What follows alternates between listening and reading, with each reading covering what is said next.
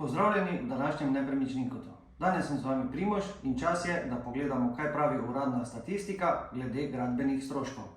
Po podatkih statističnega urada so bili gradbeni stroški za nova stanovanja v drugem četrtletju za 2,2% višji kot v četrtletju prej. V primerjavi z istim četrtletjem lani so zrasli za 9,7%. V primerjavi s polovico prejšnjega leta pa so se dvignili za kar 10,3%.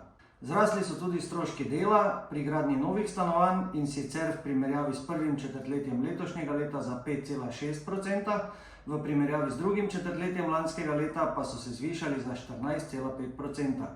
V primerjavi s prvo polovico prejšnjega leta pa za 10,4%.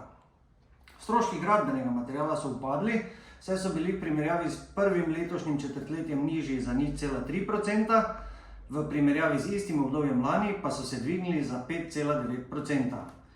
Če torej povzamemo, so gradbeni stroški za nova stanovanja in stroški dela višji kot v četrtletju predtem in tudi v istem četrtletju danes, medtem ko so stroški materiala rahlo upadli.